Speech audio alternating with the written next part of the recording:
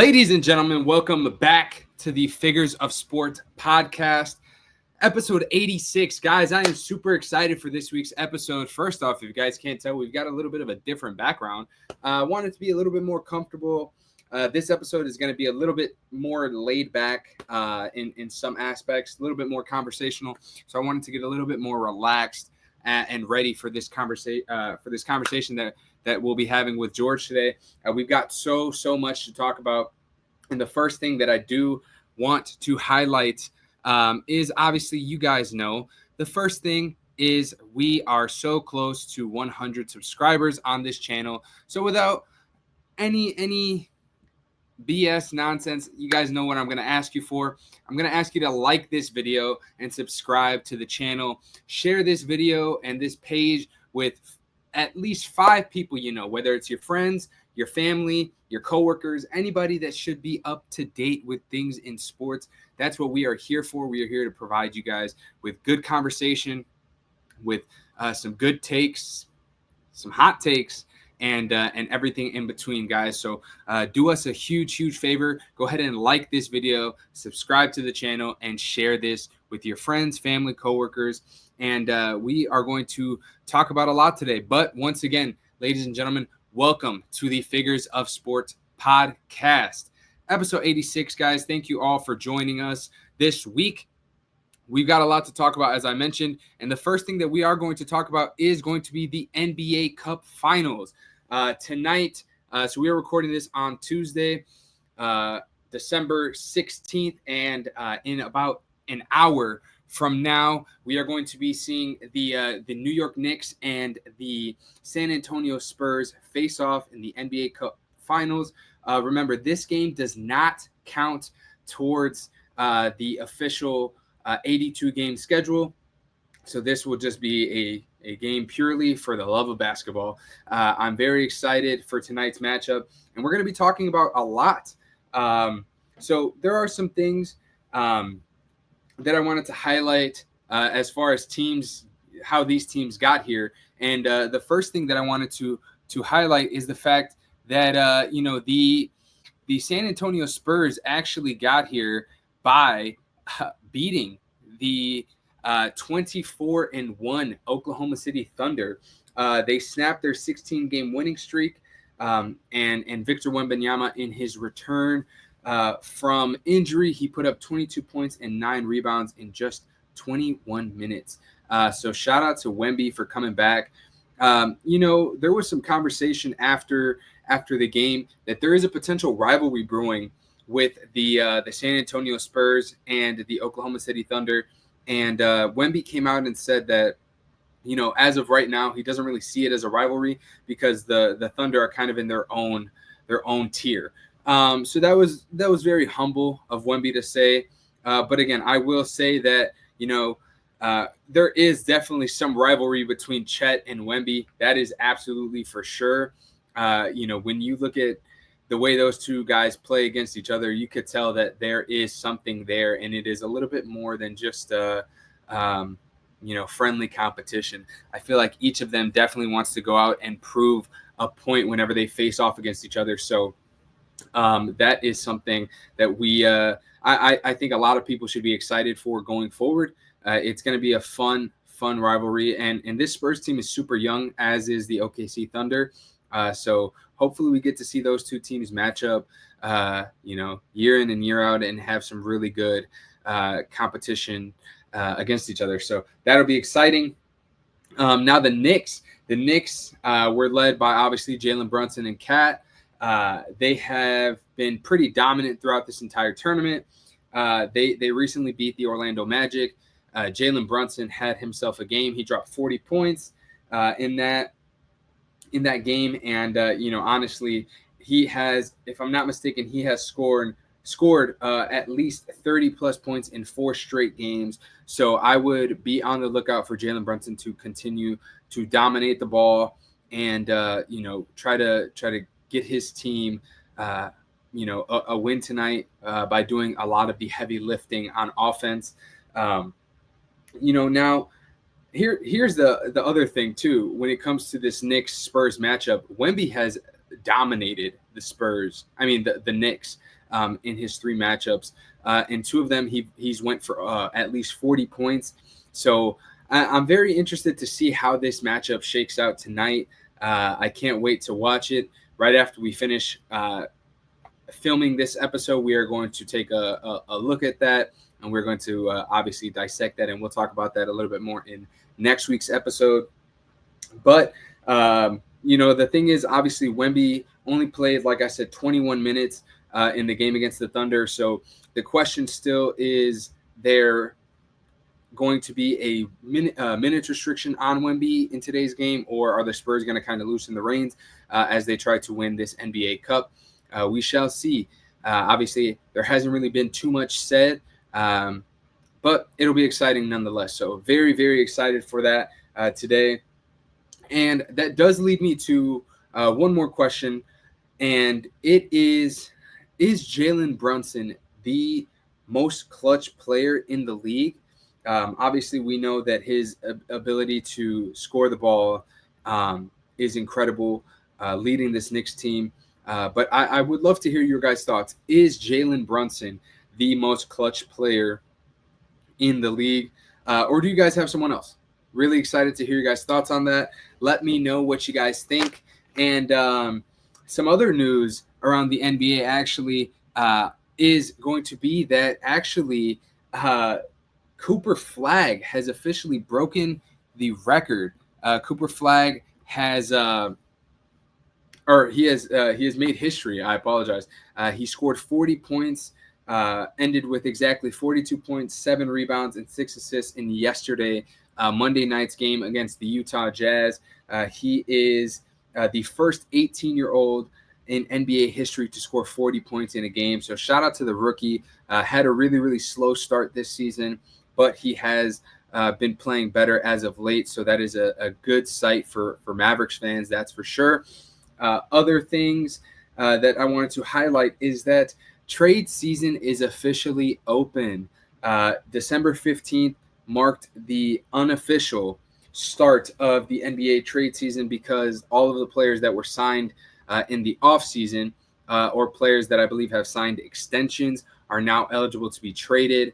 You have to wait a certain period of time before you can trade new contracts or extended contracts in the NBA. So yesterday, December 15th, officially marked that date. So obviously there's a lot of rumors going around. Obviously we know the whole Giannis trade situation. There is some potential rumors regarding guys like John Morant. So it's going to be interesting to see how this NBA trade season shakes out. But we've got a lot of time before we get to the trade deadline in the NBA. But without further ado, ladies and gentlemen, we are going to jump straight in to the NFL, and we're going to have some football talk with the one and the only G Money. Welcome back to the podcast, my boy. What's going on? How you doing? Right. I'm doing great. I'm doing great this week. I wonder why. I wonder why. Does it have to do with the team that you're representing on that hat? Maybe. All righty. So, George, we've got a lot to talk about in this episode. And this was a fun week. Week 15 was pretty fun.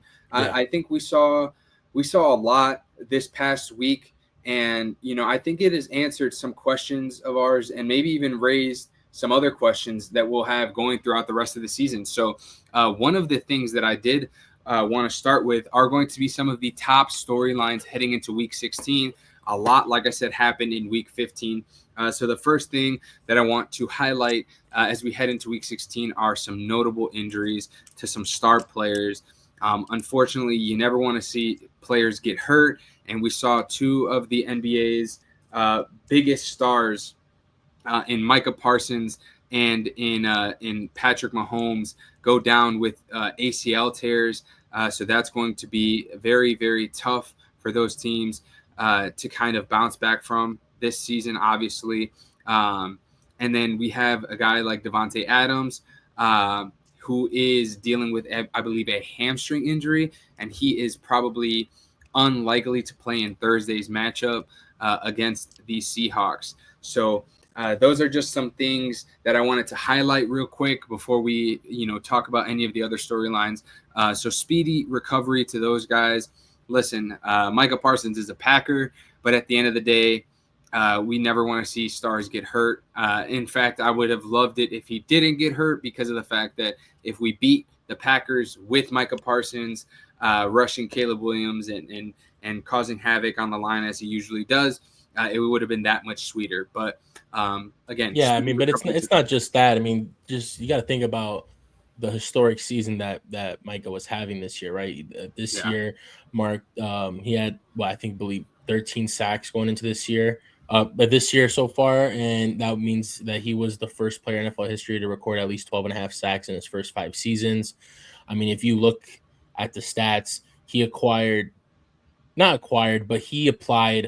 67 QB pressures this year solo by himself, and then the rest of the D-line had 66 or something like that altogether. Yeah. I mean, if Myles Garrett wasn't breaking the sack record this year, you can arguably make the case that Micah Parsons should be Defensive Player of the Year this year.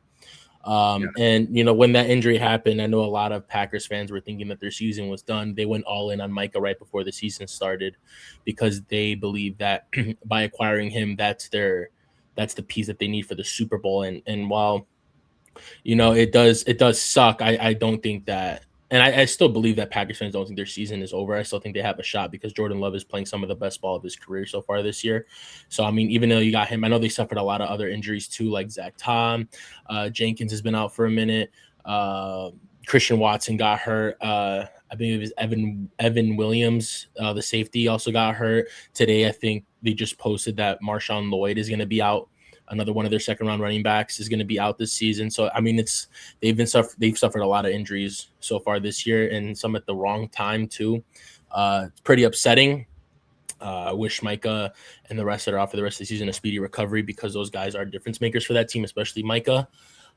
Christian Watson, I don't think it's as serious as Micah. I don't know if he will be playing this week, but I do believe that he'll be back for them before the playoffs, at least, hopefully, or right in time for the playoffs.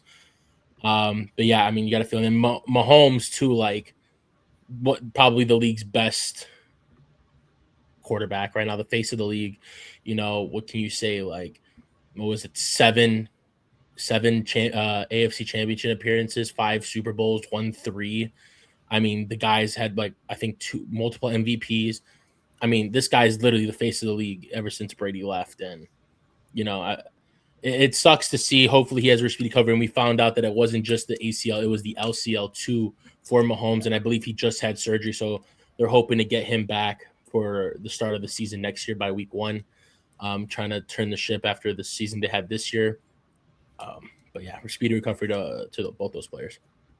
Yeah, man. I mean, I think what sucks the most about it is this was, obviously a really rough season for the Chiefs this year, so, for them to have to not only be eliminated from the playoffs this year in that loss that they suffered to the Chargers this week, but then losing Mahomes on top of it, it really sucked. And again, even if you're not the biggest Chiefs fan, you're not a big Mahomes fan, and you kind of enjoyed seeing them kind of struggle and knowing that this year they're not going to be in the Super Bowl again, right? You'd never wish that on anybody, right? So especially a guy as talented as Mahomes. And supposedly, I mean, I don't think he'll be back in time, to start next season at all because of how late this injury's happened now. But, I mean, you never know. But, at the end of the day, we'll talk more about the Chiefs and maybe some of their, some things that you think they should do going into next season. But yeah, again, speedy recovery for those guys. Hopefully that they can get back to 100% full health sooner rather than later. Yeah. But George, the next thing I wanted to highlight is that Thursday Night Football, we have an incredible matchup this week. The Rams are going to be facing off against the Seahawks in a battle for the NFC West lead. Both teams are 11-3, but the Seahawks are looking to get their get back on the Rams after they lost a couple weeks ago. This is going to be an exciting game, man. I'm very, very hyped up for this one. Yeah, I think it's going to be exciting too, but I mean, after what I saw this last week, I am a little bit down on the Seahawks so far. Yeah. I mean, you get the Colts at home, who they've just been downward a little bit this last part of the season, right? I mean, with injuries and the losses and stuff like that. And then you almost lose to a Phillip Rivers who hasn't played in the NFL in 5 years, and damn near 2 weeks ago was coaching high school football. Yeah. And granted, he didn't have a crazy game, but he did throw for a touchdown. Sam Darnold didn't.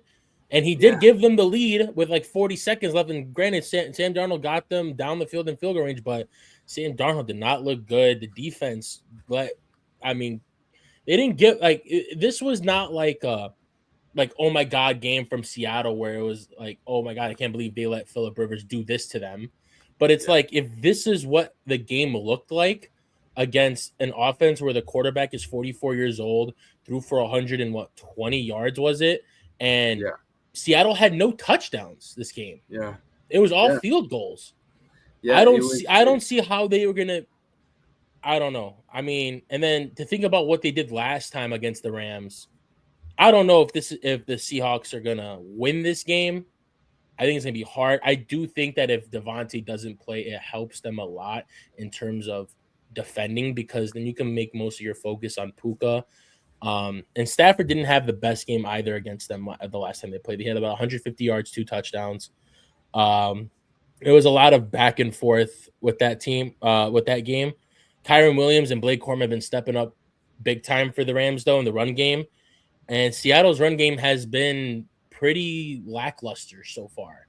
They haven't been able to get both running backs going at the same time consistently, and I don't know what it's going to look like this week. I know the Rams did a beautiful job of shutting down Jahmyr Gibbs this Sunday. Held them to 1.2 yards per carry, I think it was. I think he had 20 yards rushing. Yeah, against probably the league's best running back. He's probably the league's best running back. Yeah, and arguably, at least you can at least argue it. Speaking of Gibbs, have you seen the pattern of his touchdowns over the last few weeks? No. It's been 0, 3, 0, 3, 0, 3, 0.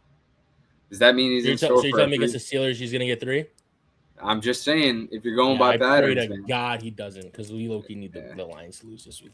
Yeah, anyways, but the Seattle, I don't know what's going on with Seattle, or if it's Darnold or what, but if they're looking to take over the West and split that series with arguably I think is the best team in the NFL, or maybe a lot of people say second best, because Broncos have definitely been putting it on this season, and honestly they're making it convincing for me why they should be the best team in the league this year.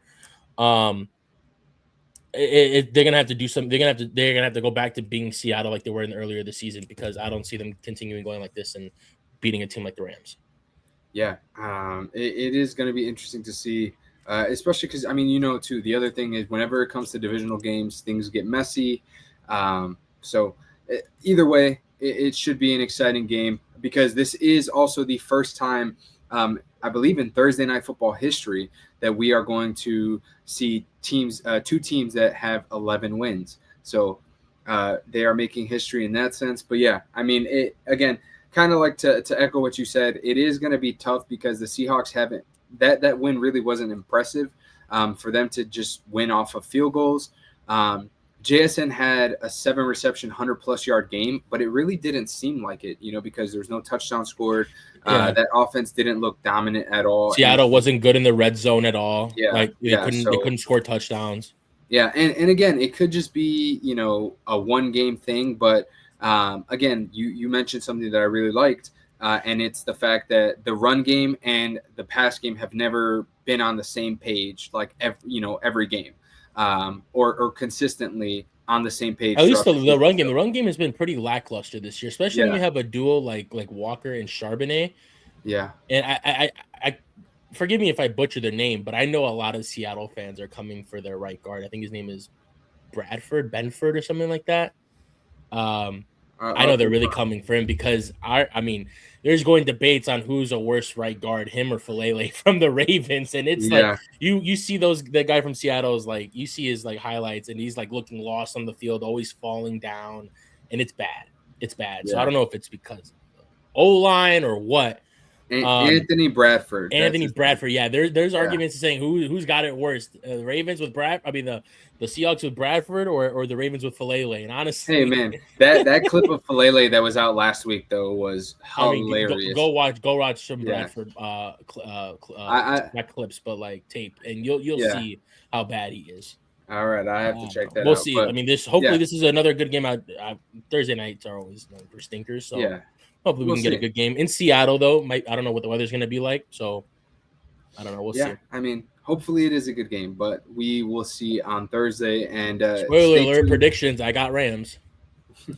And another spoiler alert: if you guys stay tuned to the very end of the episode, we might have a little something for you guys for Thursday. But we'll talk more about that in a little bit. Now, next thing I wanted to highlight, George, is that the Bills get revenge in a comeback win versus the Patriots. The reason I'm talking about that right now is because of the fact that the Patriots collapsed in that. So that is going to lead to some questions that I'll have for you in our 2-minute warning. But yeah, I thought that was an incredible comeback from the Bills, down 21-0, and then 24-7, I believe, came back. And they ended up winning that game. Yeah, they were up 21-0, I think, going into the half. I think at one point Josh Allen had negative yards total. This was, I mean, arguably this is not arguably. I think this is probably the worst game in Drake May's career so far. Under 200 yards passing, 0 touchdowns. I think he had an interception too. The run game was there. Travion Henderson, I think, had 2 house calls this game. He did. I didn't watch this game. I have been hearing online that there was a lot of poor officiating during this game. There was maybe some pass interference calls, I believe they were saying, that were questionable. You're gonna get that in a lot of games. And not to say, like, again, but I'm gonna go this week and watch the full game, see how atrocious the call is, if it was game changing worthy. But you cannot have a 21-0 lead against a divisional opponent where the Bills have been so dominant the last 5 or 6 years, and have a second half collapse like that to now still give them a chance to win the division. Like, you win this game at home, you have 12 wins, you beat them twice, you have that locked up, and you're still fighting for the number 1 seed now. Now you're a game behind Denver. You split with them. Arguably, their schedules gets easier. I think they still have the Jets and the Dolphins again the rest of the year, and the Ravens. Yeah, they play Ravens, Jets, Dolphins. They have the rest of the year. Yeah, and the Bills have the Dolphins. I mean the Jets, the Eagles, and I'll tell you right now. I know they have the Eagles and the Jets. That third one is just. They have. I'll tell you. Was it the Chargers? The Chiefs? No, not the Chiefs. They played the Chiefs already. The Chargers. The Browns. They play the Browns. The Browns this week. Okay, so the Browns is this week. The Eagles, and then the Jets to end the season. So I could see them both going 2-1. Yeah. But then I think that would put that would put the Patriots. Yeah. I mean, depending on what version of the Ravens we're gonna get. So I know New England's got them, not them in New England.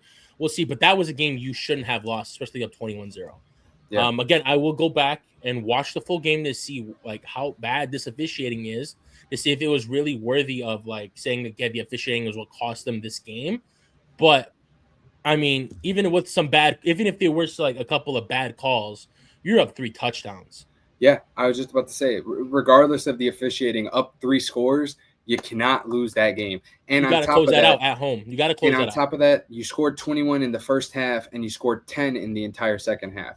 So a lot of question marks around that now. So we shall see if the Bills can capitalize on that win, and if they're able to win out, and the Patriots somehow lose. We'll see how things shake out. But that's that. The next thing I wanted to highlight real quick as we head into Week 16 is that the Bears have officially regained the NFC North lead, and they are officially the 2nd seed in the NFC right now. But have a huge game Saturday night, prime time against the Green Bay Packers in Soldier Field. I can't tell you how excited I am for this game. Yeah, this is the biggest game of the season. Yeah, you know what? I do want to give the Bears a little praise here, because it would have been so easy for them after that loss to Green Bay to overlook the Browns and just go ahead into the week after and just like think about Green Bay only again, trying to get that back, and then possibly because of overlooking the Browns, lose to the Browns. But shout out to them for taking care of business. They put a dominant performance on the field that week. Shout out. Hold on, sorry to cut you off, but shout out to Caleb Williams for that throw to DJ Moore. Yeah, I mean, look, a lot of was it an insane throw? Yes. I've watched it maybe 30 times. Like it was an insane throw. It's an insane throw. I think if he does that again, will he get that same result? Like if he throws it 10 times in a row? I don't think so. I don't think so. But thank God that we didn't throw it 10 times in a row, and the one time we did, he got it to DJ. It was an insane throw, though. I do think that if all the quarterbacks in the league, the only people that could possibly make that type of throw and get it a completion is probably him and Josh Allen, maybe Mahomes too. Yeah. But that was just nasty. I mean, O-line did a pretty good job of containing Myles Garrett. He did get the 1.5, so he is 1 sack away from breaking the or tying the record. One sack from tying, 1.5 from 1.5 from breaking. Yeah. It was a great game from the defense. I mean, I said this, I believe, last week. I don't know if I said it last week or we didn't know about it until later in the week, but I mentioned it to you in the group chat that if the Bears D-line couldn't apply pressure to the backup O-line for the Browns, then there's a problem. That whole D-line would have had to get obliterated and rebuild that D-line from scratch and get a bunch of new guys in there, because that would have been panic mode. Like if these guys, there's been lackluster QB pressure all year so far from these guys. And if you couldn't apply pressure to backups, then there's a problem. We did have 5 sacks, which was good. 3 interceptions. I mean, the Bears keep taking the ball away. I mean, and it was a cold game. And the fact that Caleb was able to be more efficient than he has been throughout the season and sling the rock in these cold weathers with the wind chill and all that stuff. It gives me some hope if they do make the playoffs, that they can play in these cold games. If they do get like a home game, if they keep that 2 seed, that they can be able to throw and run in the weather in Chicago. And that's something that will be beneficial and be in their favor, because a lot of teams won't, especially if you're coming from like the West Coast or stuff like that. Or playing in a dome in general. Like that's something you're not accustomed to, but that the Bears may have an advantage on, which was good. They played physical. I think at one point we had more touchdowns than they had first downs. Yeah. I think at one point we had 4 touchdowns. They had 30 first downs. Yeah. Crazy. We held Quinshon Judkins to I think they had 50 total rushing yards, and 24 of them came from Shador on 2 scrambles. Yeah. Crazy. Yeah. I mean, and shout out to the Bears for that. And to highlight something that we might have going into the Green Bay week is Tremaine Edmonds has been designated to return from IR. So that is obviously going to be a huge help, because they're finally getting their linebackers back and healthy. TJ Edwards obviously came back a couple of weeks ago. Getting back Tremaine Edmonds is going to be big. Unfortunately, Kyler Gordon did get placed on IR again with that same groin injury. So it sucks because of the fact that now you see that he's not going to be playing for the rest of the regular season. Yeah. And then Rome Odunze was a scratch as he got hurt and re-aggravated his foot injury. Yeah, that's the second time in 2 weeks. It happened with Gordon against Green Bay. He re-aggravated his groin in warm-ups, and then Rome Odunze, like 10 minutes before game time, re-aggravated his foot injury when he was cleared to play that game. I don't know what's going on. I'll be completely honest. If Rome Odunze is playing on a stress fracture, which is what has been floated around, that is a pretty tough injury to play on. Yeah, they're saying he might need some surgery in the offseason for that foot. Honestly, and then Luther Burden gets hurt. He doesn't come back in the game. I had a couple of friends that went to the game, though. They said they saw Luther on the sideline. He looked fine. He got carted. There was a video of him getting carted off from the sideline with a towel over his head. I don't know if they were just being cautious with him, because, I mean, if we don't have Luther and Rome this weekend, it's going to be very tough. Yeah, it's going to be very tough out there, because Luther has been stepping up real nice since he got more acclimated into the offense. I'm loving how our rookies are playing. Like, my young guy's been playing great. Luther Burden has been coming in playing great. Colson Loveland has been playing, I think, excellent since the bye week. So we're going to need all these guys down this stretch, because we still have Green Bay, then San Fran, then Detroit. So we need these guys healthy on offense while we're getting these guys healthy on defense now. We need this full team complete. If he doesn't play, it's going to be very tough. Even if he does play, this is going to be a very tough game. I mean, it's just not like just because there's no Parsons, it's not like it's easy anymore. They still got guys. You know what I'm saying? Yeah, for sure. It's going to be a great game, I believe. At home, I think Soldier Field is going to be rocking this game. We might be going to this game. Hopefully, if we can find a nice price on the tickets. But yeah, hopefully the Bears can get this dub. And I think like a lot of people still have the Bears losing out these last 3 games and missing the playoffs. And then they have Detroit winning out and then making that 7 seed. Hopefully the Bears, they've been doing it all season. They've been proving a lot of people wrong. Hopefully you can do it again this week. Get this dub. Certify yourself as one of the dominant teams in this league. And then, go and make a name for yourself in the playoffs, hopefully. Yeah. Other than that, that's all I got for the Bears. All right. Last thing before we move to the next topic, Denver has now officially won 11 straight games. They are now in sole possession of first place in the AFC. They are 12-2. A lot of people were talking about Bo Nix not being the guy, but he's performing. They're winning games, and that Denver team looks really, really good, man. Yeah. That is going to be, I mean, and the crazy thing is we have their defense ranked so high, but we still don't even have them as the best defense because we still have talked and we've agreed that we think the Houston Texans defense is a little bit better. I mean, I think for the last 5 weeks, I believe it is. I could be wrong. I have to fact check. I think it's 5 weeks that the Texans haven't allowed more than 20 points in a game. Yeah. So, I mean, it's just crazy that this team is this good. This fast. Like we did not expect, obviously Bo Nix made the playoffs last year. Yeah. And then didn't have a really good performance in his first game. But I mean, I'd be one to say I was kind of up and down on Bo Nix this year. I was saying a lot of like he's got to be more consistent throughout the game, not just the fourth quarters. The defense is kind of carrying them a little bit. But over this last month, I know the teams they've been playing, what was it, like Washington and the Raiders, but they play. I mean, Bo Nix arguably had the best game of his career.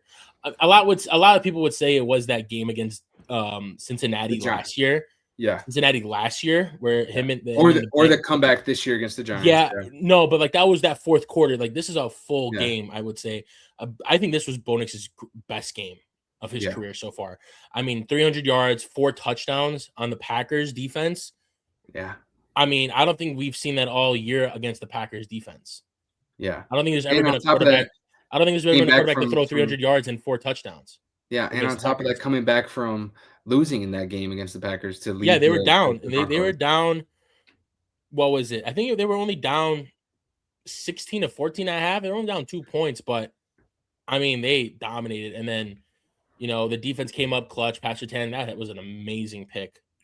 I mean, he laid it out for that one. That was great. Yeah. No, Denver is definitely, Denver's making a very big argument for me on why they should be the best team in the NFL, why they should be considered the best team in the NFL. They have just done nothing but win. You know what I'm saying? And in this league, it doesn't, like we've said this about Mahomes before, whether his performances, like last year, he wasn't like playing at his best, but the team found ways to win, and they were always ranked the best. I think it's the same thing with Denver this year. Yeah, Bo Nix may not always be, excuse me, Bo Nix may not always be playing out of his mind like he did against Green Bay this week, but they're finding ways to win. And in this league, winning is all that matters. Because if you don't win, then you're out. Basically, when the playoffs come, winning is what matters the most. Not how you play, not this and that. You can play bad and win. You can play good and lose. Look at Brady in that Super Bowl against the Eagles. He played. What do you have? It was like 500 yards or something like that in that game, and he lost that Super Bowl. Like it doesn't matter how good you play; it matters if you win. And the Broncos, they win, man. This 11 straight. Yeah, 11 straight. Also, I wanted to add real quick. They were down 16-14 at half. Then the Packers came back. Scored first. They were down 23-14. So down 9. Came back. That defense held the Packers to 3 points after that touchdown. So and then they put up 26, 20 after that, and they put up 20 points in the second half. So shout out to the Broncos. Yeah. For first off handling business because we really needed that. We really needed that. Thank you, Broncos. Yeah. Another alliance, another Vic Fangio alliance. I know he was there for a little bit. Yes, sir. Yeah, that was big. So those are the top storylines going into Week 16 to update you all on that. Now, real quick, we're going to talk about the overall prediction record. You guys know that George and I have had some friendly competition this season about just our predictions throughout the weeks. Our head-to-head record is getting closer. I still have a lead, but it is getting closer. At one point, I think I was up 12. Now I'm only up 9 overall. I have 9 correct predictions over George as opposed to the earlier scores. Week 15, George went 12-4. I went 10-6. Let me just see really quickly some of the things that that George had that I didn't. George picked the Saints to beat the Panthers. Shout out to George on that one. And then I picked the Commanders. Shuck yourself, baby. Yeah, I picked the Giants actually over the Commanders, and George picked the Commanders to win that game. So shout out to George. He took the dub this week in our head-to-head matchup. So our overall record, I am sitting at 107, 55-1. George is sitting at 98, 64-1. We've got three more weeks for George to potentially. We've got 3 more weeks for George to make the comeback and potentially take the lead. But I'm hoping to get back on track and win our head-to-head. Which ones did I get wrong? Do you know? I'll tell you right now. So did I say Tampa? We both said Tampa. That was one. Actually, no. Sorry, you said Atlanta. I said did. Tampa. Yeah, I was gonna say. We both picked the Bengals to beat the Ravens, so that was one of your losses. We both picked. Oh, shout out Cal Van Noy. That was heads up, unselfish, good teammate play right there to hand the ball off when he got the pick, and they ended up scoring because he knew he wasn't going to make it down there and became a lead blocker. Yeah, shout out Cal Van Noy. That's some bet shit right there. And then the next one was the Sunday Night Football matchup. We both predicted the Cowboys to win, and that did not come true. And then my two that I won over you was I picked the Broncos over the Packers, and then you picked the Patriots over the Bills. So those are my 2 victories where you came in wrong. So, but now speaking of predictions, George, you know how we do it. We're going to jump straight in, and we've got the Week 16 predictions. Ladies and gentlemen, the Figures of Sport podcast, Week 16 predictions, starting with Thursday Night Football. We got the Rams and the Seahawks. Give me the Rams. Take the Rams. All right. Saturday game 1 on Saturday, the Eagles and the Commanders. Give me the Eagles. Give me the Eagles. Saturday night, Bears, Packers in Soldier Field. Give me the Bears. Give me the Bears. Tampa and Carolina. Give me the Panthers. I'll take Tampa. Okay. Give me in the next game, Bills and Browns. Give me the Bills. Bills. Chargers and Cowboys. Give me the Cowboys. I'll take the Chargers. All right. Jets and Saints. Give me the Saints. Saints. Vikings, Giants. Give me the Vikings. Vikings. All right. Kansas City and Tennessee. Gardner Minshew for the Chiefs. Give me the Titans in this one. Yeah, you want the Titans? Give me the Titans. Why not? Why not? I mean, let me see something here real quick.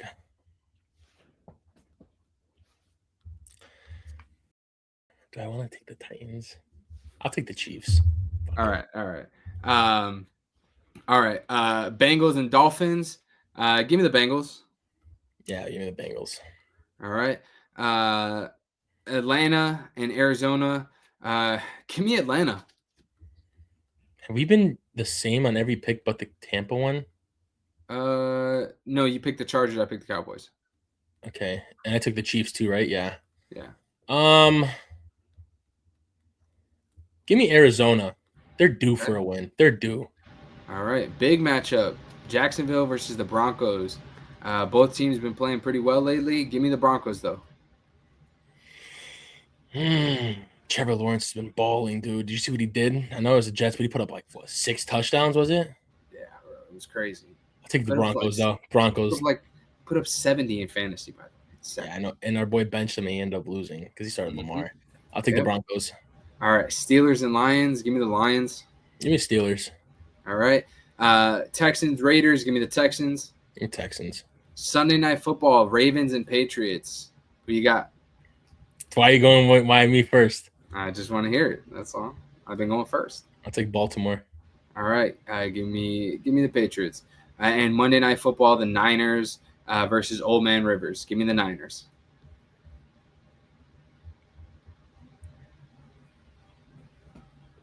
I'll take the Colts. All right. Ladies and gentlemen, that is our Week 16 predictions.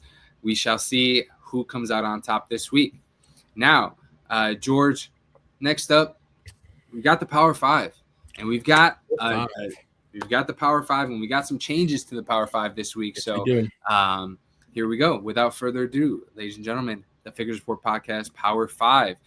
Here it is. So at number 1, we've got the Rams. Number 2, we've got the Broncos. Number 3, we've got the Buffalo Bills. And number 4, we've got the Patriots. Number 5, Chicago Bears have officially cracked the I think we need to get a new AI because these logos look bad. Look at that Patriots one. God damn. Look at that Broncos one. What are these?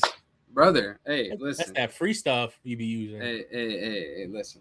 You want to talk smack? How about you make next week's graphic? I mean, right? that we don't even have a face. All right, brother. He does have a face. I see it right here. Anyway, don't worry about the logos. Listen, I can't get copyrighted. All right, brother. That's the other thing. Dude. We're not getting copyrighted over here on this side. But anyway, so we'll talk about this, George. What in this Power 5 made you kind of roll with this ranking? So the Bills, I put them at 3. I had to drop Seattle. Yeah, I had to drop Seattle. Agree. The way they struggled against the Colts was the way that Seattle struggled against the Colts was just it brought me down on them. But I still have them in the top 10, but this is top 5 we're talking about. The Bills came back down 21-0 against a division opponent where they needed to win, and they dominated that second half. I think was just great football by them. They've been playing great.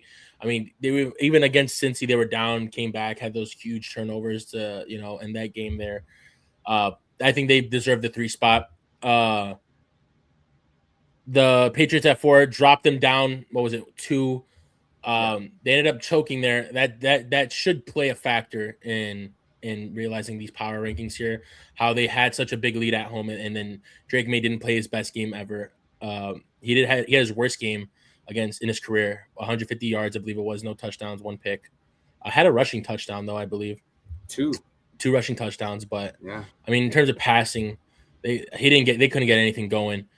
Rams stay at 1, had a dominant performance. They were down a little bit in the beginning, but came back, fought through, took the lead. I think held the lead, and then they shut down the best running back to 20 yards. I mean, come on. The Broncos, man, are making this case for me. Like, I do want to switch them in the Rams. I do believe though, because of, I don't want to say who they beat, but I mean, I think the Rams offense is more elite than the Broncos offense. I'll give the Broncos defense the edge there. Mm-hmm. It's a flop. It's not like a 1 and 2. It's like a 1A, 1B. Realistically, like those two can. There's easy conversations and arguments why either one should be won. Bears at 5. Back in the division lead, second in the NFC. I was debating about a couple teams at 5. I was debating Houston. Houston has been great. Their defense is shut out. I was debating Jacksonville. They're 10-4. They're putting up like 30 plus points a game. They're dominating on offense. But at the end of the day, it's my list. I'm gonna have a little bias. Put the Bears there at 5. And realistically, if I had to do like a top 10, it'd be Rams, Broncos, Bills, Patriots, Bears. At 6 would be Houston. At 7 would be Jacksonville. At 8 would be Seattle. 9 would be the Chargers. And at 10, no, I'm lying. At 6, I would put the Texans. 7, I would put the Packers. 8, I would put Jacksonville. 9, the Chargers. And then at 10, the Niners. But, man, I think the Niners deserve a little bit more credit, too. Yeah, I think the it's tough. Niners definitely deserve credit. Yeah, it's tough. I mean, that's why we only pick 5, because at least 5 is a lot easier than 10. So Yeah, I mean, I think the Niners do deserve a lot of credit. Honestly, I'm switching Niners in Seattle. Yeah, I'll put Seattle at the bottom. Yeah, I mean, it's just tough because of the fact that when it comes to Seattle, like the reason they dropped out, they've been in since we've introduced the Power 5 up until this week. They've been a top 5 team for us. Yeah, right? They've been at the 3 spot. Yeah, the at three, least 3-4. They've been 3-4, maybe 5 once, but I mean, it's just when you put up that performance, not scoring a single touchdown and struggling against a guy who has not played football in 5 years in the NFL, it's just hard to kind of put you as a top 5 team. You won off of a field goal, as you know, yeah, and you weren't dominant at all. So that's why, at least for me, they're out of the top 5. George, I know we talked about it. As I was making this, I think we both kind of unanimously knew that like 1 and 2, it had to be the Rams or the Broncos. Like it was. You can flip flop it, you can keep it how it is, whichever way it was. But the reason the Bills have jumped so high is because all season long we've talked about the Bills defense, right? And then in that second half, that Bills defense did exactly what they needed to do in a big time game. And we saw them force Drake May into positions he was not comfortable with, force that offense to sputter. And then obviously Josh Allen and James Cook did what they needed to do to kind of will that team to a win. And they did it. And, this is also this for our Drake May truthers out there too. This definitely is a huge hit on his MVP chances. Not being able to secure that win up 21-0. I think right now you probably, I mean, I know we kind of had the conversation last week, but it's definitely Stafford at 1 for the MVP race. Then you probably got Drake May, but Josh Allen is creeping up at number 3, especially if you go open up FanDuel right now. Drake May had a nice enough distance and lead between him and Josh Allen at 3. And it's a lot closer now. And I think it's a lot closer now. And then even Love is still like creeping up there too, Yeah. So, I mean, it's tough for that Patriots team. So that's why they've dropped so far and the Bills have moved up so far, because that's a huge win for the Bills. Actually, let's see the betting odds. If I'm not mistaken, it's those 3. I think it's like Stafford was minus 200 or something like that last time I looked. Drake May was at plus 400 ish, and then Josh Allen was plus 500. So it's actually wow. Stafford's got a big lead now. Not even that. I had Jordan Love at 4. They dropped him down significantly. Oh wow. Last week I think he was at 4. Yeah, he was. You read the list off in the exact order. Now he's at 10. Oh wow. Who's at 4 now? Bo Nix. Oh, shout out Bo Nix. Herbert's at 5, Darnold 6, Trevor 7, Goff 8, Caleb 9, Love 10. Okay. Yeah, hey, there you go. I mean, hey, it's crazy how quickly things can change week to week in the NFL, game. Right? Off of one game. So I mean, the Bears go from 7 to 2.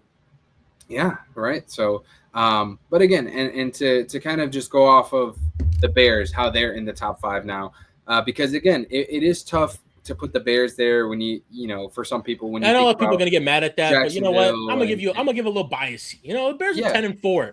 All right, they're second in the NFC now. They get back. They're back to being the lead in the NFC North. I'm gonna put them there. Cry about it. And listen, I'm gonna kind of state something that people had a problem with some clips ago from one of our other episodes. We talked about the Patriots' schedule, right? How they're 11-3 and how they're kind of just doing what they're supposed to do and beating the teams on their schedule. Because in all reality, the Patriots have not had the toughest schedule in the NFL. That's for sure. They played the Bills. They beat the Bills the first time. They lost the second time.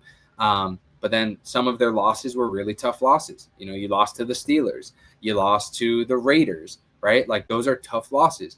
The Bears, on the other hand, have lost to teams like the Lions, teams like the Packers, Minnesota. In that we did lose to Baltimore with a backup QB. We gave up that lead to Minnesota in the first game. Yeah, we got demolished by the Lions in week 2.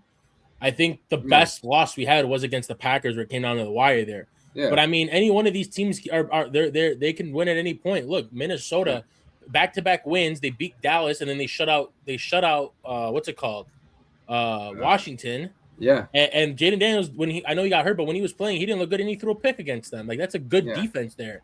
Yeah. So who else? The Steelers, they've been picking up. They're holding it down now. The lead. The Lions are dangerous. I know we got blown out by them, but they're dangerous team still offensively. They still got weapons all over the place. Yeah. So I mean, when you do that, you can't pick one side and say, oh, but the Bears schedule. Okay, well then keep that same energy for other teams around the league too that are winning. I will say the two teams that the Patriots lost to, we beat them. Yeah. We beat the Steelers and we beat the Raiders.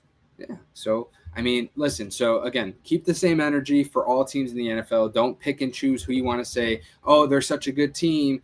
And then another team, you say, oh, well, they have all these wins, but look at their schedule. So, keep the same energy. Yeah, I mean, Drake, don't get me wrong. Drake May's balling, dude. He's made a case for why he should be MVP. But, I mean, that game, that collapse from the team. This is power rankings for teams. It's not just quarterback play. Exactly. This is power rankings for the team. The team collapsed in that second half. After being up 21 points, 21-0. Yeah, that's a. The only thing that would have made it worse is you were up 28-3. Yeah. Well, it's because they were. Oh yeah, they made that comeback. So I remember that comeback. Yeah, I watched that game. Yeah, that was a good one. But yeah, I mean, these are our Power 5 guys, and if you guys have a problem with it, feel free to comment below and let us know your thoughts. Because listen, we want all the smoke. Let us know what you guys think about our takes, and listen, you disagree. Show us why you disagree. Tell us why you disagree in the comments below, whether it's here on YouTube, TikTok, Instagram, all that. We'd love to hear it because we will check them out and we will talk about it in next week's episode. And we'll talk about it.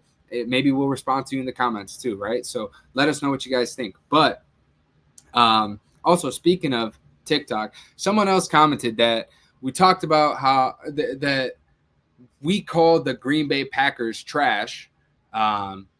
Which we never did, by the way. And then someone else, he followed up that comment by saying that podcast equipment should be more expensive. It should be. Hey, listen. It should be. We should not have easy access to this. Listen. If you got a problem with it, make your own podcast and let's hear your thoughts. Look, I'm a Bears fan. I'm gonna say the Packers are trash all day. Yeah. They're ass. But like when it's time to be realistic and put bias aside, you got to speak the truth. Like when they're good, they're good. Yeah. But like obviously like when the cameras are rolling and we're recording, you got to be realistic. You got to put bias aside. A lot of times you watch like these like analysts and stuff like that, reporters, they show a lot of bias, and it's unfair when you show bias because you have to be unbiased to everybody, especially if you're broadcasting a game. You got to be unbiased to both sides, or if you're on ESPN, you got to be unbiased. You can't show favoritism to one side only. Like, when it's all off and you're just a regular fan now, I mean, we're still fans here. Don't get me wrong. Like, we have our bias. Yeah. Like, we're going to say, like the Packers suck, the Lions suck, the Vikings suck. They're in our division. They're our rivals. But when it's time to be realistic and give a deep dive and say and speak the truth, like, you got to give praise where praise is due. Yeah. While also you can have a little bias in there when the cameras are off. You know what I'm saying? But you got to be realistic at the end of the day when it's time to show, like, statistical and stuff like that.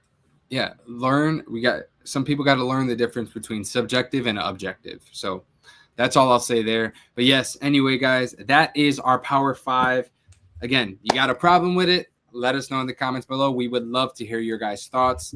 So without further ado, George, we're going to move on to one of our favorite segments of this podcast, and that is going to be the 2-minute warning. We've got a lot of good ones this week. So, George, the first one I've got for you is, after their incredible comeback versus the Patriots, can the Bills still win the AFC? Yeah, East. They can still win the AFC East. I do think that the Patriots have the advantage because of who they're playing left. They still got, the last 2 games they have the Jets and Dolphins, so it's going to be a little easier for them being 1 game up still. You're kind of hoping in order for the Bills to do that, it would have to come down to the Bills winning out, and hopefully the Patriots would lose that game to Baltimore this week. And then I think it'd have the same record, and then it all comes down to differentials on that, whatever it is. But, it's still a chance for them. Yeah, anything is possible. Do I think they can do it? Yes, I do think they can do it. Because I mean, Josh Allen's been balling lately. They have a great running game. They're the best rushing offense. James Cook is cooking right now, realistically. Defense is playing a little better. I mean, you can't be giving up 21 points. You can't give up a 21 points and just like come back from that all the time. You gotta, stay in within the whole game or take a lead and hold the lead. Yeah. Patriots. I know they were saying in the locker room that the Patriots, it was good for them to lose that and stuff like that. It was a learning lesson. Like, we haven't lost in a long time. We haven't experienced loss in a minute, and we can learn from that and move forward and still like be great. And I do think that's true. I do think it is a little not demoralizing, but a little heartbreaking that you lost that game the way you did against the team that you did. Because that would have solidified everything for you. Like, not really not really solidify everything, because they've already made a name for themselves as one of the better teams in the league and stuff like that. But that changes the game right there if you close that game out and sweep the Bills. Also, it kind of, if they're able to close that game out, it potentially signals a shift that the AFC East isn't just going to be the Bills division anymore. I mean, I still think that is. I mean, even though they lost, I still believe for the future that's not always going to be the Bills division anymore. Yeah, but I'm saying if they sweep that season, two teams. If they sweep that season matchup, then it's like, okay, there's a whole different story. But now it's like, okay, over the last few years, it's been the Bills dominating that division. Now, you see that collapse. It's like, well, is it still the Bills division and we kind of are just doing our thing this year? You know what I'm saying? I don't believe that at all. I don't believe that at all. I don't either, but I'm just saying it could cause that discourse, right? Mentally, because, those guys, they're younger. Sometimes, when you're a younger player, you kind of just think about things a little bit differently, right? Like, you have a different mindset sometimes. So it's like they're going to count us out anyways, right? So let's just go out there and ball out, right? Yeah. So it's that kind of mindset. But I mean, to kind of answer the question myself, I would say, of course, anything is possible in the NFL. You never know. I mean, if the Patriots somehow see the better version of the Ravens that we've occasionally seen sometimes this season, and they're able to lose that game, then, and the Bills can win, then hey, same record and things like that, then it gets a lot more interesting. But I mean, we've got 3 more weeks. If the Bills continue to play at the level that they are, and the Patriots, maybe drop down a little bit in their performances, who knows what happens, right? So it will be fun to see, though. I will say this: if they do match up in the playoffs, I would really love to see that, because that third matchup between those two teams, both going out for blood, that would be a fun matchup to see. That's for sure. Yeah. Now, kind of going off of that question, how much does that Patriots second half collapse worry you? Not too much, because I mean it worries me a lot because of the significant lead they had. But in all honesty, Drake May hasn't led a fourth quarter comeback all season because they haven't need to have be led to a fourth quarter comeback. They've always had the lead and closed out games, all that. So that was really the first case where he had to lead a fourth quarter comeback. Yeah. So they've proven to me this season, even though no matter who they played, that they're a team that's going to put up points and hold leads and close out games a lot. This is the first time we've seen it hasn't, and that doesn't.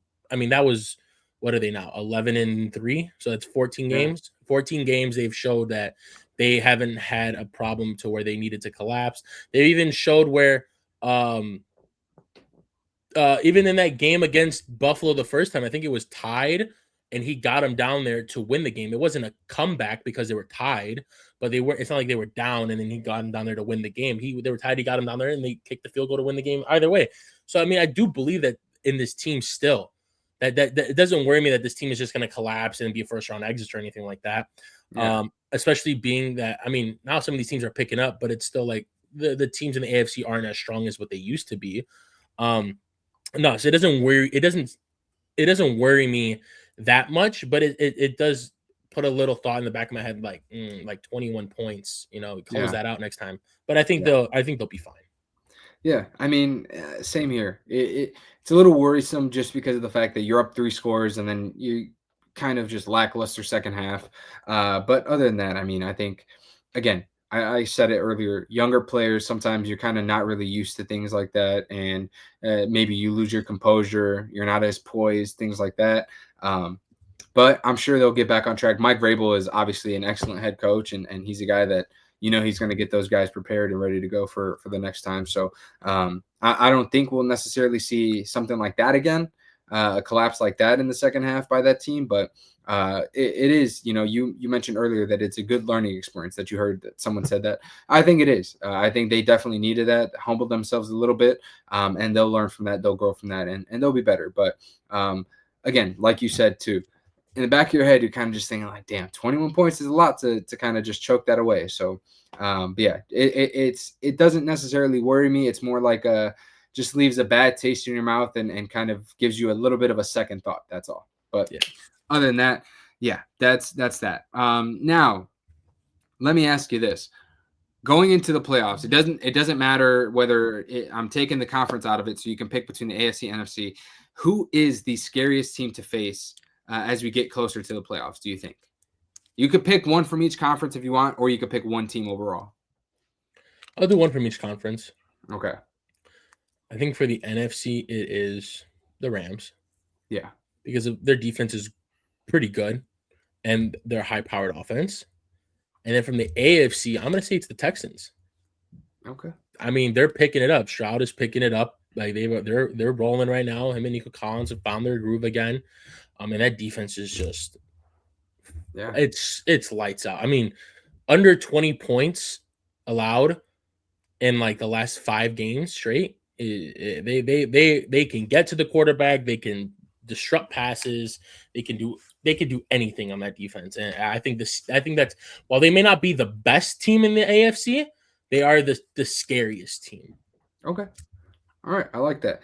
I mean, for me, I would probably have to say, man, in the AFC, for me, it's a toss-up. I really like the Texans, obviously, because it's the same things you said, but also the Jaguars. The Jaguars are a team that have, they've won 5 straight. 4 of their 5 wins over the last, 4 of their last 5 wins have been blowout wins too. So not only are they winning games, but they're dominating in those wins. And then their defense, we talked about their defense really early on in the season.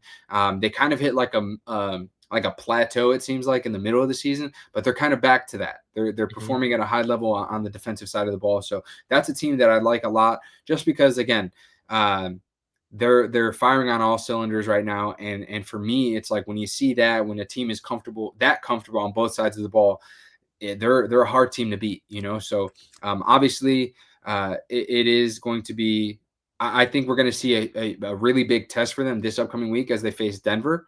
I mean, and if they can beat Denver, then we've got a whole different conversation that we'll be having next week. So, so for me on the AFC side, that's the team I think is scary right now. Again, this could change week to week, but right now I would say the Jags. And then on the NFC side, it's really hard to not say the Rams, right? The one thing I will say is having Devontae Adams this season has been a huge difference maker for the Rams.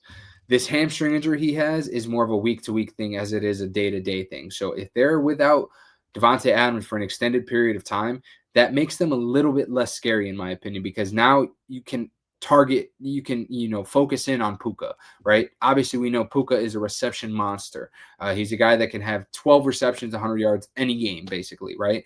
But now if you got guys that are going to strictly target him and focus on him, lock him down, which is a hard thing to do, right? But still, there's more attention on Puka, makes them a little bit less scary in that sense. But again, because of the fact that they're still such a good defensive team and offensive team, it's hard to go against them. But sleeper team, I would say, obviously, it is going to be probably the Lions, man. As crazy as it sounds, I would love to say the Bears, but I just think the Lions, because the thing is, the last few years we've seen the Lions have so much success in winning seasons and being so dominant offensively. Right now, their backs are against the wall, and we kind of said this about the Chiefs earlier in the season. We haven't really seen the Lions, like this new form of the Lions, with their backs against the wall, right? So desperate teams play differently, right? And it'll be interesting to see. But I guess if I have to give you 2 straight up answers, I'm going to go with the Jags and the Rams for now. Now, The next question I've got for you is, who is your dark horse team to win this year's Super Bowl? I'm gonna go with the Bears. All right. I'm gonna be biased on this one. I'm gonna say the Bears. I think, man, because everything is not falling into place for them, but everything is in a groove right now for them. They're ahead of schedule. Yeah. Like the offense is kind of like the passing game and the run game we saw last game finally click together. They can run the ball well. They can turn over the ball well. They got playmakers. They got a good coach. I think they can just go out and do it. I think they can. As crazy as it sounds, I mean, and that's bias. Yeah, I'm gonna play biasy into that. Sure. Yeah, I mean, I'll be honest. I'll take all the comments from this. I'll be honest with you. I think so too, because it's similar to the things you said, but also I'm going to add in the fact that we talked about it earlier. They're a team that we saw in the coldest game in Soldier Field history. They were able to go out and not just run the ball. They were able to throw the ball effectively, and Caleb threw it a lot more efficiently than he has over the last few weeks. That, in my opinion, is you start to see certain things, right? You start facing a team from the West Coast maybe that isn't familiar with those conditions. They come into Chicago. Chicago has the advantage. Got the home field advantage. In some sports, it's not really as real. In the NFL, it's real. It's like the Bills. You play the Bills in a snow game, you can almost kind of guarantee that that's going to be a loss. Like the Bills thrive in that environment. You know what I'm saying? So Bears too. Now, if Caleb and the Bears offense and their defense can continue to thrive when it's cold weather, when it's gritty outside, and you kind of got to grind out games, if they can do that, why can't they win the Super Bowl? You know what I'm saying? So that it's biasy is going to show here. But I just think that if you kind of put some of the things that you've seen together, combined with some of the thoughts, from last week's game in that cold weather and just the overall thoughts that we've got good coaching, we've got playmakers, you're getting healthy at the right time, things are lining up, and why not? Similar to what Derrick Rose said when he won MVP, why can't it be us, right? So, all right, next question for you. Does Joe Burrow request a trade this offseason? He's made some comments talking about, being down. And then after last game, Jamar Chase kind of came out and said, like, I've never been in a place where I had to, like, uplift him. He's always done that for me, and I've never really had to do that for him, but maybe I'll have to start. Like, so it just seems like mentally Joe Burrow is in a different spot. It doesn't seem like he's giving it. He's all the way there right now in Cincy. So just had to ask the question. What do you think?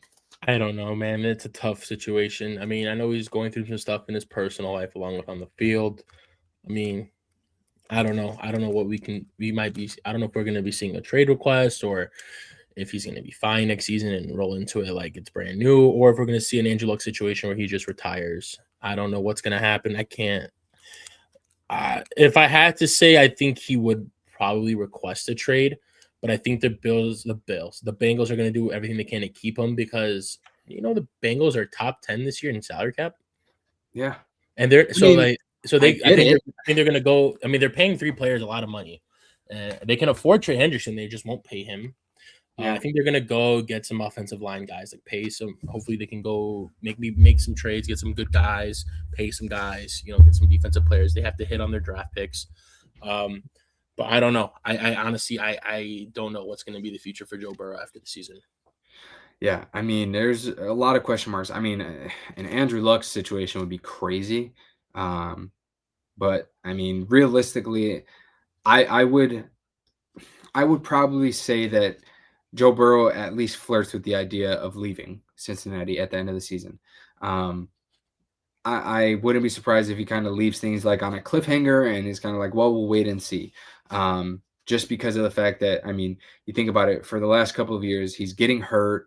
There's not really help on the defensive side of the ball. The offensive line has been atrocious. It's been atrocious since they made their Super Bowl run, so they've struggled to kind of they're putting the offensive weapons around Joe Burrow, but they're not putting the other pieces in place for them to continue to be successful, So, right. And as a quarterback, you take all these hits and you keep getting hurt mentally. It's not an easy battle for you to kind of take every single season. Right. So, right. It'll be interesting to see how that shakes out, but we will obviously keep an eye on that. The next question for you, George: does losing Micah completely erase Green Bay's chances at a Super Bowl this season? No, I don't think it completely erases it. I do think it hurts them because of the star. That was their best player. I do think it hurts them, but I still believe that they have a shot because of who they got at quarterback. They got Jordan Love. He's been playing some good ball. If he can consistently play good ball, I mean, he's gonna have to step up. They're gonna have to, they can't just rely on defense anymore. If they like they have some of the games to win them these games because of a lot of players they have hurt. But I feel like if Jordan Love, if they do get in the playoffs, he can put a couple 3 games of good ball in a row and then get to the Super Bowl. But it's gonna be on Jordan Love to get him in it now. You know what I'm saying? And it's gonna be. They gotta, depending on the injury status of Christian Watson, which hurts them because that's their deep threat. That's his guy now. They got to get Matthew Golden involved now. Jaden Reed, if he's still fully healthy, got to get him involved again. That means you got to, because Christian Watson was out, then you saw Josh Jacobs like becoming more effective in the run game and a threat on the field. With him out, you got to make sure that doesn't stop with Josh Jacobs. You still got to be able to make sure he's effective in the game and that he doesn't get completely shut out, because you can focus on that because they would have no weapons on the field to be worried about. I know you lose Tucker Kraft too, who was another major threat for the Packers offense, and he was having his best season until the unfortunate injury. But I still believe they could make the Super Bowl. Their chances are not completely shot, but it's just going to be on Jordan Love making the plays and getting him there now. Yeah, I mean, that's like the best way to put it. I don't think it's not completely zero, but it's definitely it's a lot harder today than it was on Saturday. Yeah. So that's for sure. Losing, I mean, because again, it's not only just Micah that they've lost. When you look at their entire season, Tucker Kraft, then the consistent injuries that they've had through guys on the O line, the D line. It's just they haven't been fully healthy.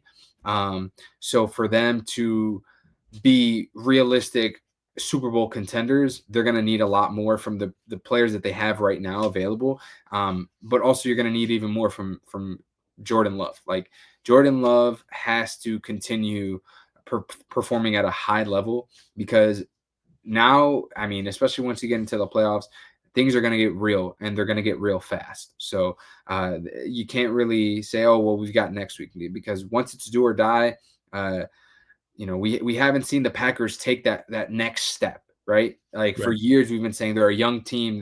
They're a young team. They're going to grow. They're going to grow. They're going to grow. Well, it's time to grow up now. So you lost your playmaker on the defensive side.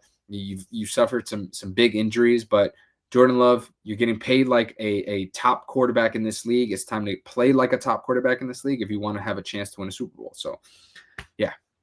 All right. Now, I brushed on this earlier, George. Obviously, we know Mahomes tore his ACL. So, with Mahomes tearing his ACL and likely to miss at least the start of next season, what do you think the offseason plan for the Chiefs should be? What areas do you think they need to improve on as they try to get Mahomes back healthy next year? I think they need to get some new D linemen. They've been lackluster at generating pressure to get to the quarterback. Their O line, I feel like, was good. They just suffered a lot of injuries. There was a lot of injuries on that O line. I think the O line was good for them. I think they just need to work on their D linemen. I think they need to apply pressure. They'll be fine. I don't think there's going to be major firings in the staff area for the Chiefs. It might be a couple, people were saying Matt Nagy might be fired, maybe get a new play caller in there. I don't know what the contract situation for their defensive coordinator Spagnuolo is. I don't know if he might be considered for a head coaching job, but even if he's under contract, I don't know what it's going to be like for that. So he might be there still. But I do think they need to go out and get some D linemen out there, because they just were not generating any pressure. Karlaftis was not having a good year. Chris Jones did not have that good of a year this year. They need to go get guys to go get to the quarterback, because you got to be able to get at least some pressure with 4 a lot of the times, and they weren't doing that. So they'd have to send blitzes, and then they were getting, when you send blitzes, that leaves a lot of one-on-ones, and you know how that goes. But I think that's their main concern this year is D-line and just making sure that Mahomes is healthy. Yeah. For me, I would agree with D-line, but I'd also say running back. This entire season, You have not had consistent running back play, and when that's the case, obviously it forces you to throw the ball a lot more. And they became the Chiefs over the last couple of years have been such a dynamic offense that this year it turned into make Mahomes do everything kind of thing. I mean, we saw him scrambling significantly more than we have in years past. We saw him throwing a lot more than we have. And just having him make every play, it seemed like himself only. Like, so because of that, I think D-line, obviously that keeps them competitive by getting more pressure on the quarterback. It takes a lot of pressure off your DBs. And then obviously the run game, because that'll open up the pass game. And especially with Mahomes coming back from an injury, you don't really want him to have to rely on using his legs as much and things like that. So, I think those are the two areas to focus on for sure. 100%. Now, George, the last question I've got for you for the 2-minute warning is going to be this. After another rough season in both Cleveland and Vegas, is this finally the offseason that we see Max Crosby or Myles Garrett traded? God, I hope so. I hope so. But these guys knew what they signed up for when they stayed with that contract extensions. Like, they knew their organizations were not going to win. They knew they were bad. But, man, I mean, as a Bears fan, you got to hope to get one of these guys. You can only hope to see one of those guys in the Bears uniform. What would the cost even be? Like, seriously. Micah went for 2. You got to assume Myles Garrett would go for the same at least. I would probably argue Myles Garrett might go 3 or 4 first-round picks. I don't know about 4. 4, you're talking quarterback territory because he's older. He's going to be 29 in like 10 days. Would you argue that? I mean, I would say Myles Garrett. 4 first-round picks is someone you would give for someone like Josh Allen or Joe Burrow. You're going for a franchise quarterback. Myles Garrett is a beast. He's gonna break the sack record. He's like probably the best edge rusher. I mean, he's top 5 edge rusher probably all time. You know, you're gonna get 4 first-round picks for someone who's about to be 30. I would argue that Myles Garrett is probably the second best defensive player of the last 10 years. Him and Aaron Donald. 10 years, 15. JJ Watt. Okay. Yeah, JJ. Yeah, I mean, okay, let's just say 5 years then. It's him and Aaron Donald in the last 5 years. He's going to go down as one of the best ever, for sure. No doubt about it. But if you're speaking for the Bears, you're not going to give up 4 first-round picks for a 30-year-old edge rusher. Yeah. You're not. I would. If they ask for that, hang up the phone. Yeah. Same with Max Crosby. You're not giving up 4. Yeah. 3 first-rounders is different. I mean, Micah Parsons is how old? Yeah, 25, 26. Yeah, 26. He went for 2. You're gonna give someone who's 5 years older 2 more? I mean, that is not happening. I'm not saying that that's what they're going to give up. What a team is going to give up. No, but there's not even a chance they asked for that. I mean, hey, the Raiders need help, brother. The Raiders need a lot of help. You think Max Crosby goes for 4? Or I mean, Cleveland, both of them. No, Max Crosby. I think Max Crosby can go for a first and a second. I wouldn't be surprised if someone pays 2 firsts for Max Crosby, because remember, you're thinking about a team that you're thinking that would be for like a team again that thinks they're a Max Crosby away from winning it. So you're thinking like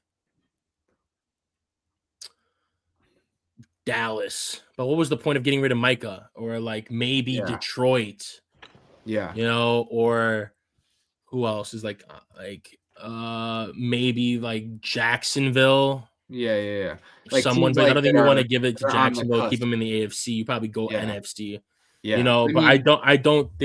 I think realistically for Crosby's like a first and a second. I think Garrett would probably be 2 firsts.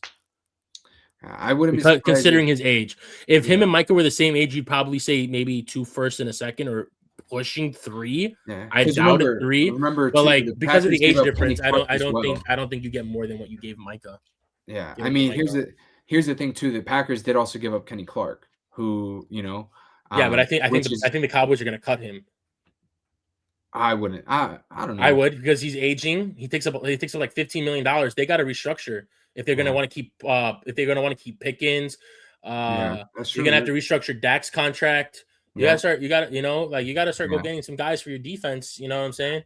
If they're going to keep we're getting off topic here, but if they're going to keep Pickens, he's going to ask for 30. Oh yeah. But yeah, so there'll be some changes. But yeah, I mean, they're probably going to cut Trayvon. They're probably going to cut Trayvon Diggs too.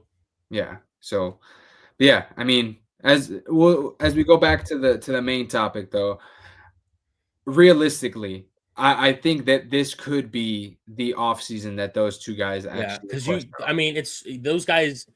It's kind of hard to like when you think of Myles Garrett and Crosby, they think of like some of the best defensive players in the league, and then you're consistently never seeing them in the playoffs. Yeah, it's like tough. If to see those guys, like maybe the Bills do that. You know what I'm saying? Yeah, but also depends who has the cap space to pay that for something like that. Yeah. But you got to see like those guys got to be in the playoffs. Yeah, those guys got to. They're too good to not be in the playoffs. They're game changers, man. So for them to, it's basically you play your 17 games, and that's it. Then you go home and we'll see you next year. So those guys are way too good and way too impactful on games to just not be involved in meaningful football games anymore. So I would hope to see them traded just because. And listen, Bears bias aside, even if it's not to the Bears, right? They got to get out of those teams. You just got to see them get to a contending team to see them play meaningful football, and we may see them even amp it up a notch too. So we'll see. But anyway, guys, that is our 2-minute warning segment. We're pushing an hour 20, so we're not going to keep y'all for too much longer. We've only got one more quick thing, and then we're going to end the podcast with a bang for you guys. Now, George, real quick, we're going to talk about fantasy football. Don't got too much. We're not doing panic levels. We're not doing waiver wires this week. Just wanted to kind of get a quick update. How did your first round of playoffs go? I made the playoffs in 4 leagues out of my 6. One of the leagues I had a first round bye.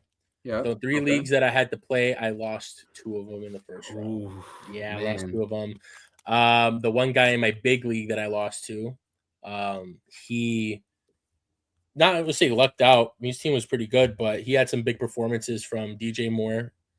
He had DJ Moore, he had DeAndre Swift, so they both had 2 touchdowns. Yeah. And then he also had Bears defense at 5 sacks and 3 interceptions. They gave up only 3 points. So that was not something you wanted to see. Josh Allen also had like 30-something points. My quarterback did well. I did have Jared Goff starting over Caleb this week. Jared Goff did outperform Caleb. He had like 300 yards, 3 touchdowns. But some of my guys didn't perform as what they normally do. Usually I'm seeing a 25-plus week from McCaffrey. He got me like 17 or something like that. Yeah. I did snag Mike Evans off waivers on Thursday, like an hour before game time, which was nice. He had 20. Nice. Zay Flowers had a nice game. Who else? Terry McLaurin had a nice game. He had 16 for me. What really hurt was it was a 3-wide receiver league, but in my flex, I was hoping to start T. Higgins. He was out. I picked up Andre Yoshivash. He put up 0. Yeah. He put up 0, which was hurtful. And then my running back 2, Kenneth Walker, had like 2 points. Yeah. So it wasn't enough. I got hurt. And then in the other league that I'm in with our friend and his pops and his friends, Jahmyr Gibbs, 7 points. I mean, did nothing for me. Tedero McMillan had 2 points. Didn't do much for me. Sam Darnold didn't throw a touchdown. That hurt me. Browns defense I had in there, thinking might be a little disruptive because of the cold or whatever it was, might be low scoring. They got belt to ass, so that kind of hurt me a little bit. Yeah. What else? I did have McLaurin starting in that league too. Swift I had in that league too. Brian Thomas Jr. had a nice game. Jake Ferguson didn't do much. It kind of hurt. It was looking pretty good at first. Lamar wasn't really doing much. AJ Brown wasn't doing much. Jamar Chase wasn't doing much. And then all of a sudden you're looking over and then that's fantasy football. Like these guys go from like 0 or 3 points to like 15 easily. You know what I'm saying? Yeah.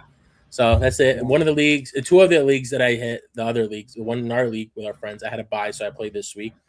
In the other league, I did win the first round and on to the second round. That I played the guy in first place, I believe. All right. So looking good. Hopefully, 4 leagues that made the playoffs. Hoping to win both of them, make it a 50%. There you go. That would be nice, right? Well, in 3 of my 4 leagues did not make the playoffs. Right on the edge on 2 of them. The other one from like week 4, I knew I was done. But then in the one I did make the playoffs in, I unfortunately had to, I started Tet over Ricky Pearsall. Tet got me 3 points. Pearsall would have got me an extra 9. I started Chase Brown and Jaylen Warren over. Probably a dumb decision now, obviously looking back at it, but I benched Travion Henderson. I just wasn't sure exactly. I could have told you not to do that. Bills have one of the worst rushing defenses in the league. I think it's the Bengals as the worst, and I think the Bills are the second worst. I mean, realistically, though, if Travion doesn't break out for those 2 runs, then it's a whole different story, right? Anyway, matchup, but yeah. Anyway, I flopped on that one, and then I had Tyrone Tracy on my bench. If you had started Travion, would you have won? How much did you lose by? 35. Okay, so if you started Tracy and Travion would have got me an extra 20 points. I started Dak over Caleb. Caleb would have got me an extra 12. And then I basically needed to start the 3 guys I had on my bench, like either Tracy, Pearsall, Henderson, or Caleb, Tracy, Henderson, Caleb, Pearsall, like any combination of those 4 would have helped me out. But yeah, I also had to face off against Puka, who dropped 27 in that league. Travis Etienne, who had a whopping 35. And then I also faced Philly defense, who dropped 20. So the guy dropped, damn near 80 points with just those 3 guys right there. And then he had McCaffrey as well. So that was another 16, 17 points. So a tough matchup.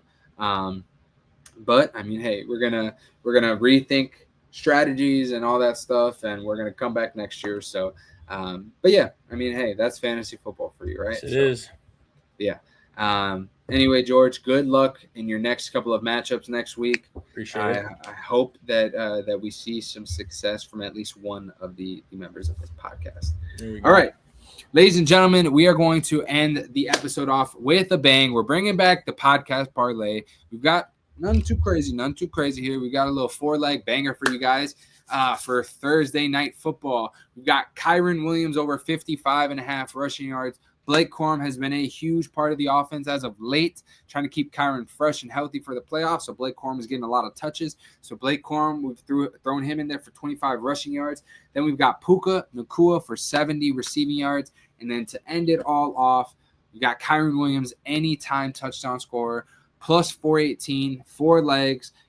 There's probably going to be a boost. This is on FanDuel. FanDuel loves to throw out some boosts for those games. So there will probably be a 25-30% boost for this game if you want to boost it up, make a little bit more bread. But yeah, this is what we are rolling with for the podcast parlay, and let us know what you guys think, guys. I think this is a good one. I'll be tailing this as well.